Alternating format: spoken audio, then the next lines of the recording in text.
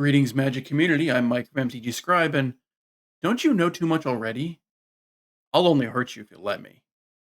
Call me friend, but keep me closer, and I'll call you when the news is over. So, the big news this week is, of course, the banned and restricted announcement that came out, and all the discourse around Nadu and why it happened. And we'll get into that in a second. But the first thing I want to talk about is a little bit of a change to the cadence of the preview season for Duskmourn. Typically, when we get a new preview season, the debut happens on Tuesday on the weekly Magic Twitch stream. This set for Duskmourn, it's actually happening this upcoming Saturday at 5 p.m. Eastern Time. It's going to be part of a PAX West panel, so it is going to be streamed live on both Twitch and YouTube, and will be available afterwards as normal. But just so everyone is aware, that is starting this upcoming Saturday instead of the following Tuesday like it is like normally would be. So be on the lookout for that. Now, on to the big news of the week, which is the banned and restricted announcement that came out. As everybody expected, Nadu has been banned from Modern, as well as Grief has been banned from Modern. From Legacy, Grief has been banned. Urza Saga and Vexing Bauble have both been restricted in Vintage. And in Pioneer, Thorin, Imperious Bloodlord, and Amalia, I'm not even going to attempt it because I am terrible with names, has also been banned out of Pioneer. I am a little surprised that Amalia got banned instead of Wildgrowth Walker. Amalia is kind of a fine, fair card. Really, the only problem with it is the infinite-esque loop that it is caused by Wildgrowth Walker. Without Wildgrowth Walker in the format, I think Amalia would be a totally fine card in a number of life gain decks. And I don't think banning Wildgrowth Walker is going to, stop it from appearing anywhere. It's been in the format for a while and hasn't really done anything in Pioneer. I know it was part of a standard deck for a while, but obviously it's out of standard at this point. And it wasn't really doing anything in Pioneer before Amalia came along. So that's a little surprising to me. The Sorin ban is a lot less surprising to me. That deck took up about 30% of the win share of the format. So it going makes total sense. Vein Ripper wasn't the issue. Vein Ripper, again, kind of a reasonable card if you aren't cheating it out in turn 3, which is what Sorin allowed for. There was some talk about possibly Fable of the Mirror Breaker getting banned instead, as it allows that deck to be a lot more consistent than it would be otherwise, but I think Sorin makes sense. Malia surprising, but not surprised to see something from that deck being hit, since it does encourage unfun play patterns. Grief getting hit in Modern, also not super surprising. People hate that card.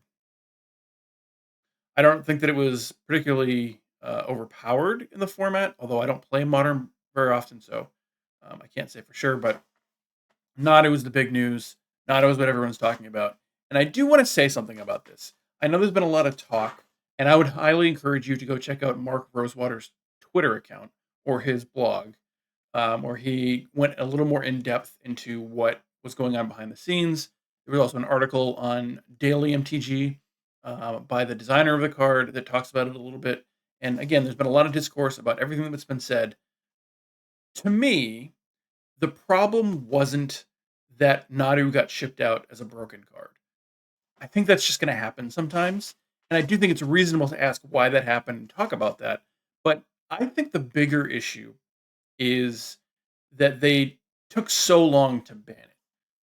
Everyone knew that card was going to get banned the moment that Pro Tour ended. People thought that it was going to get banned before the Pro Tour ever happened, right?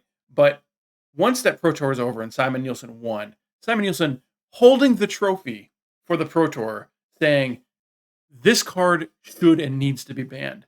The one that he just used to win a Pro Tour with. That is a powerful image that really should have prompted Wizards to take action much sooner than it did. Now, if I remember correctly, and it is possible that I don't, Blake said on one of the weekly MTG streams that the reason that the Pro Tour or the ban and restricted announcement was going to be happening before the Pro Tour instead of after it, like it normally would have been, was because they were on vacation the week after the Pro Tour, and then the following week was the Assassin's Creed debut stream on that Tuesday, so they had to move it because there was no other place to really put it on the schedule, which I understand. But that does mean that Assassin's Creed's lasting legacy, the modern legal set Assassin's Creed, is largely responsible, or its lasting legacy is going to be keeping Naughty legal for as long as it did. Because I firmly believe that if they had been able to have the ban restricted 2 weeks after the Pro Tour, it would have been banned immediately right then. Um, I respect the decision and the impetus to not want to hold emergency bannings very often. I think that is a reasonable goal, and I think it is a reasonable thing to try to stick to at all costs uh, to a certain point. And I think this is a pretty clear example of a card that everyone knew was going to get banned, but it was allowed to be legal for half of an RCQ season, and I think it really caused genuine problems for LGSs and other places holding modern tournaments because either people had the cards and they were willing to play it, or they wanted to have nothing to do, or like me, they just didn't join any RCQs because I'm only going to buy one modern deck, and it's not going to be one that is going to get banned out of the format in 2 months or whatever. So I think it kept a lot of people away. And I think that's the real lasting disaster of the Nadu situation. Not that it got ship broken. Again, that is going to happen from time to time. The problem was that they weren't willing to take action immediately once everyone knew it was going to be banned. It was not a secret. The, Magic Online and uh, other creators were hosting tournaments that were no Nadu tournaments because they wanted to see what the format was going to look like after it got banned was not a secret. Everyone knew this was going to happen. And I think that once it became so obvious, Wizards, you just have to do something at that point.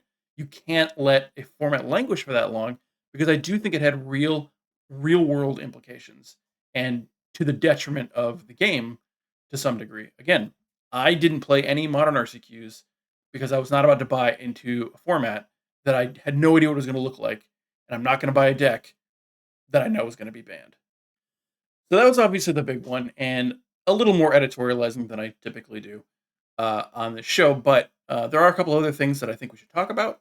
One of which is Magic Online has announced that they are going to require two-factor authentication for trading on their format or on their platform. I think this is a good idea. I think there were too many stories of people who had their account hacked and then all their stuff traded out from under them before they were able to get it back. So I think this is going to make things a little bit more annoying for people in the short term, but I think this is a really good move in the long term. I'm going to link in the description of this video to the article that I wrote on MTG Scribe, and that has a link to the Magic on the Daybreak page describing exactly in detail how to enable two-factor authentication and how to manage that. But as of now, you can no longer trade on Magic Online unless you have enabled two-factor authentication. So, good change on their part, I think. But it is something you definitely need to be aware of if you use anything to do, if you have anything to do with that platform. And real quick, before we get into the forecast for the week ahead, uh, Wizards has announced the rest. I believe these are all of the Arena, Arena Championship qualifier events for the remainder of the year. So the way these typically work is there's a Saturday best of one, the following Friday is a best of three, and then that following Saturday is the actual Arena Championship qualifier itself. So the two play-ins followed by the actual ACQ. There's one exception to this we'll go over in a second, but coming up for September, the 14th and the 15th is the ACQ itself is going to be timeless. The best of one timeless ACQ plan is going to be on September 7th. Best of three is on September 13th. October 19th and 20th, we have Duskmourn sealed. The best of one is on October. Play-in is on October 12th. The best of three play-in is on October 18th. November 23rd and 24th, we're going to have a standard ACQ. The best of one play-in is on November 16th. The best of three is going to be on November 22nd. And then on November 17th, which is a Sunday, this is the exception I was talking about, is going to be a Foundations sealed play-in. So I believe they said they're going to do this once for every Arena Championship. There's going to be one additional bonus play-in, and it's always going to be a sealed tournament. My understanding of it, and this time it's going to be Foundations. And then At the end of the year for December 20th and 21st, the ACQ is going to be Foundation sealed, and the best of one plan is on December 14th, and the best of three on December 19th. I think this is right. Uh, Actually, I think this might be wrong. I'm not sure. Hold on. Let's give me 1 second. Yeah, so I just checked the dates, and this might be because the following week is Christmas. So these dates might actually be correct, but they are different, which is worth knowing about. December 19th is actually a Thursday, not a Friday. December 20th is a Friday, not a Saturday. So they may have moved these up by a day to make sure they fit into this week to avoid Christmas week. Um, I'll try to get confirmation on that and talk about it next week on the show. But as of now, these are the dates. These are the formats. This is for the rest of the year. So if you're interested in playing one of these, good luck. And now for the forecast for the weeks ahead. This week going on right now, we have Premier Draft of Dominaria on Arena. We have the Midweek Magic Golden Pack Sealed Phantom event, which will be going until 5 p.m. today. It's a pretty fun one. This is one where you get 12 golden packs, which is all rares and mythics. And it's a phantom event. You don't get to keep them, but it is free to enter. And you build, it's basically sealed with nothing but rares and mythics. It's a pretty fun, wacky event. This is when I kind of think that Midweek Magic is at its best, when it's doing these sort of like weird, off the wall, but free events. On the 30th, we start the metagame challenge for Timeless ahead of the ACQ. Also on the 31st, we have a Bloomborough Arena Open. They did sort of sneak this out of the schedule last minute, but there is one more Arena Open this month, and it's happening this Saturday and Sunday if you make day 2. Also, as we spoke about earlier, the Duskmourn debut is Saturday at 5 p.m. Eastern Time. This is going to be live from PAX West. Typically, this would happen on Tuesday, so I want to make sure people are extra aware that it is happening at a different time from normal. We also, next week, nope, that's this week. Next week, we have Bloomborough Quick Draft starts on Tuesday. We have we switch from Dominaria Premier Draft to Dominaria United Premier Draft. And we have the 9-3 traditional Yargle event for Midweek Magic.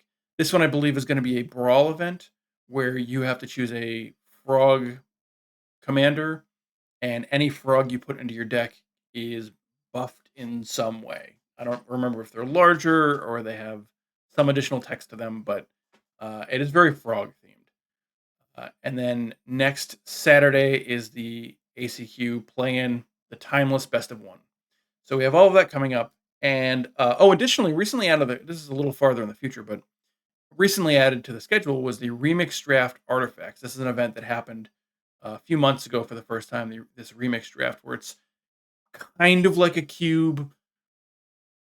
It's essentially a cube that's artifact themed, but it's like a more themed version of a cube than like Arena Cube or the Chromium Cube or the Tinkerer's Cube that they do on Arena typically. So that is also coming up. So something interesting to look forward to.